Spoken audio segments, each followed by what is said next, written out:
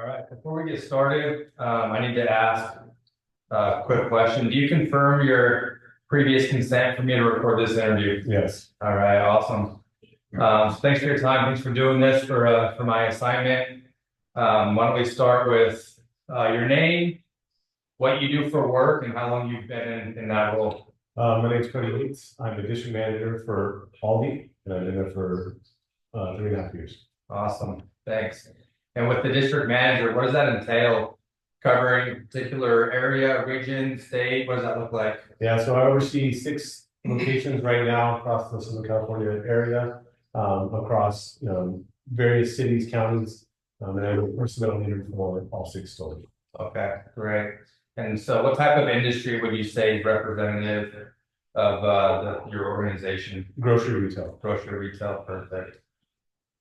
Within this role as district manager, can you tell me a little bit about what your greatest career achievement is within this specific role? Yeah, definitely building the relationships that have allowed me to develop my people through different avenues of resources and programs we have to hit abundance of KPIs. So, getting into the store, meeting someone for the first time, having that interaction with them, building the relationship with them, and then understanding how they work in order to lead them to the ultimate goals that the company has for us, either as a managerial level, leadership level, or as just a general numbers financial.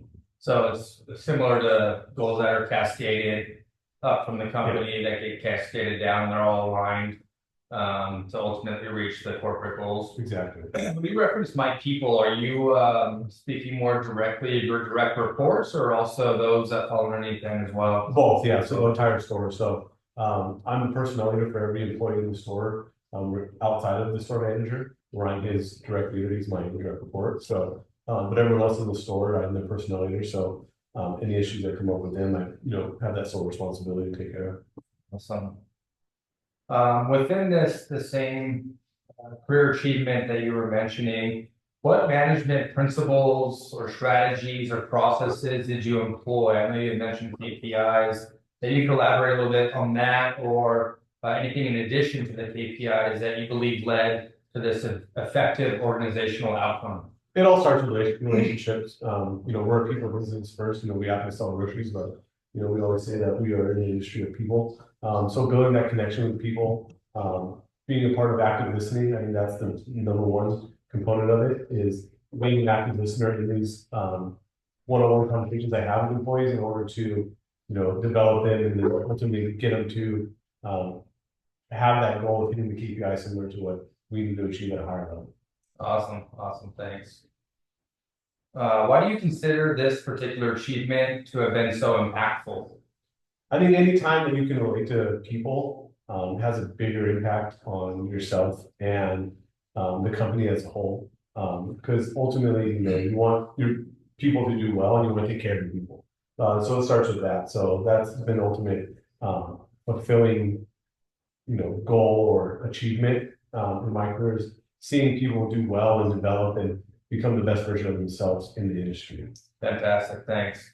So within this specific achievement we were just discussing, I know we had briefly before the interview discussed the Excel sheet. There's a ranking about, I want to list, there's maybe about 10, no more than a dozen different characteristics here. I want you to rate yourself on a scale of 1 to 5. I'm going to go through what they equate to. Number 1 is never used. Number 2 is rarely used. 3 is used occasionally or sometimes. 4 would be used often, and 5 is always used. So within this specific accomplishment we were discussing, rate the following on 1 through 5 for time's sake, and I can fill it in on the Excel sheet after. So for listening, 1 through 5. 5. Empathy. 4. Healing. 3. Awareness. 4. Persuasion. 3. Conceptualization. 3. Foresight. 4. Stewardship. 3. 2 more. Commitment to growth of people. 5. And lastly, interest in building community. 4. Great. All right, thank you. Moving on to the next one. Consider one significant challenge, preferably one with an ethical dilemma you previously faced in this role. Yeah, I think having being the personnel leader for these stores, anytime a termination comes up for something that is not a policy violation. So a policy violation is going to be a very easy term, really kind of dry, black and white. But anytime a performance issue comes up, and it's someone who means well, wants to do well, you put in that development, and then at a certain point, they're just not getting the role to the extent that it needs to be done for the business to run off efficiently, then that's when we have to make a decision and we have to terminate those employees. Sure. And anytime that happens, that is definitely something that pulls on you, that gets at you, and never gets easier. It's almost like it's the same every time, and it's part of our position, and it will tell you that. Right. So with that, I know you spoke a little bit on it, but can you elaborate a little more on maybe specifics of how you handled it and what was the outcome?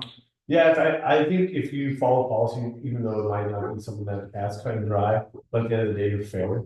And you think about it in terms of your store, your employees, and the fairness of the others around, because they are hurting the business, and they are hurting the job and the work of your other employees that are putting in that are fulfilling their job description. And if you think of it in that sense, that it is overall betterment for the overall store and business, even though it might be some very bad news or a very bad day for one individual. Overall, it's the foresight of the overall store. And what, I guess, time period does this take over? Is there times where it's over an extended period of time, or is it something that can happen relatively quick? I think it happens over time, especially in my area. I think you want to give the person every chance they have to develop, to grow, and become that person they are. Because at the end of the day, we're really hiring good people, and we want them to succeed. We don't want anyone to fail. Sure. We want to give them every tool we can to succeed. And then at the end of the day, when they ultimately hurt in the business after that development's taking place, it's going to ultimately get better. I don't imagine that the competition or market conditions, etc., were likely involved in those decisions. Can you confirm? Yeah, that's the case. Yeah, we got really good programs in place that we hire for needs in the store, and whether that changes as far as the market goes, it doesn't really affect that whatsoever. Okay, fantastic. Now, similar like we did with your achievement for this portion here, the example you just shared of having to terminate employees, I want to go through the ranking scale again, that you would rank yourself with this specific scenario. Listening. 4. Empathy. 4. Healing. 3. Awareness. 5. Persuasion. 3. Conceptualization. 4. Foresight. 3. Stewardship. 3. Commitment to growth of people. 5. And lastly, interest in building community. 4. Perfect.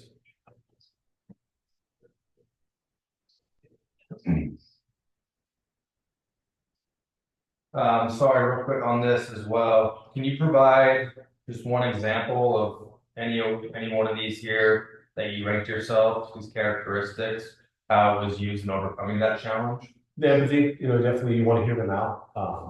You want to hear them out in the fact that you are aware that they are losing their job and losing their employment. And you want to be privy to that. You're a human too, it definitely pulls on you as well, and you want to listen.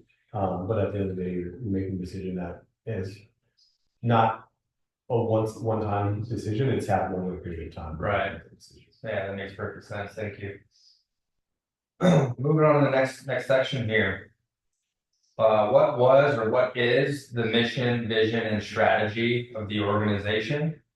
And how essential is the entrepreneurial mindset in achieving the specific mission, vision, and strategy of your organization? Yeah, so to provide affordable groceries to all is really what it comes down to. And the way we do that is by hitting our different KPIs that we have in place, whether it's efficiency metric that we use, whether it's inventory losses, those different metrics are all key in pursuing that. And I think entrepreneurially, we have a responsibility where we are essentially the business owners of these 6 stores or 7 stores, whatever it is.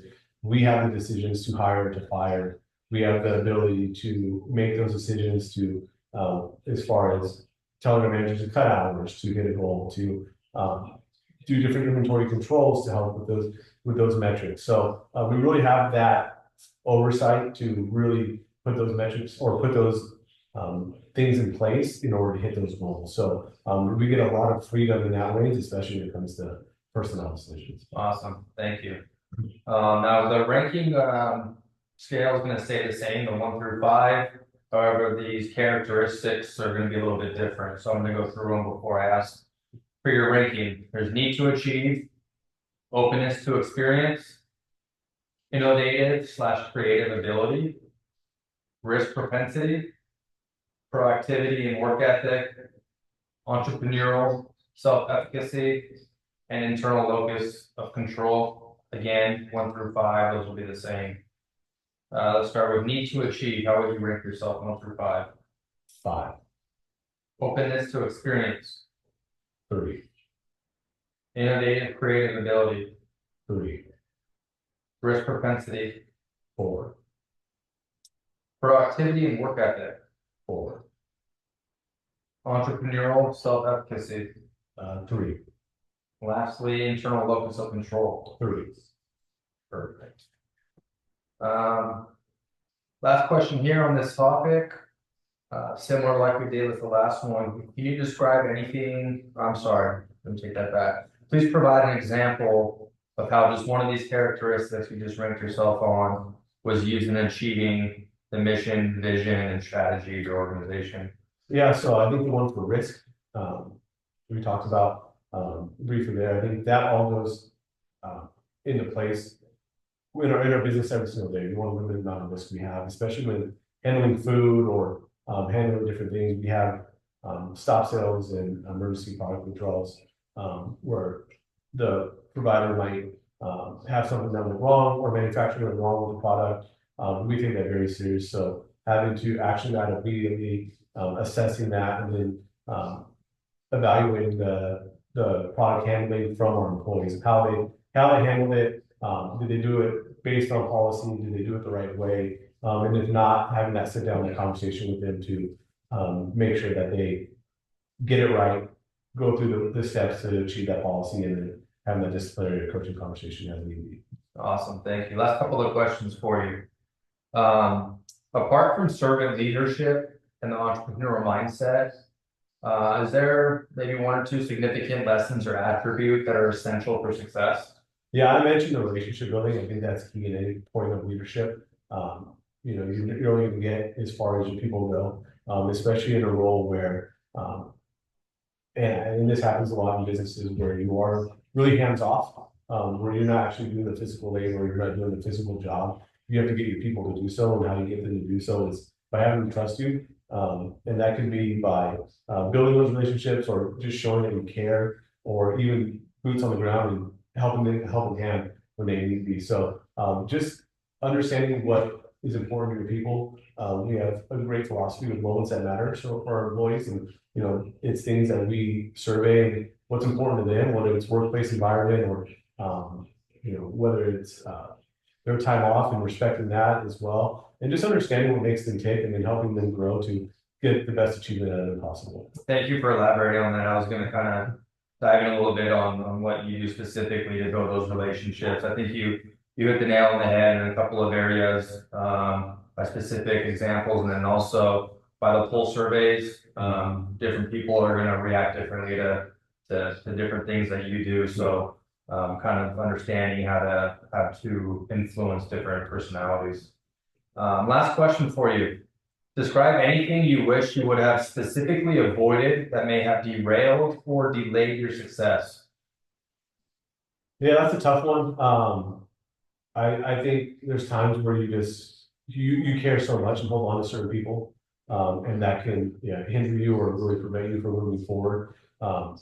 You want to see the good in people, and sometimes you can hang on a little bit too long when the decision might be right in front of you early and often, and that can kind of put a pillar in front of you to overcome that and make the ultimate decision which best for the business. Awesome. That's the questions all that I had. I don't know, is there anything else, input, advice, anything and career wise that you'd like to share? No, I think leadership is ever fluid and ongoing. So I think you'd be the best version of yourself and be authentic to yourself, and that's the best way to go about it. Awesome. Thank you very much for your time. Appreciate it.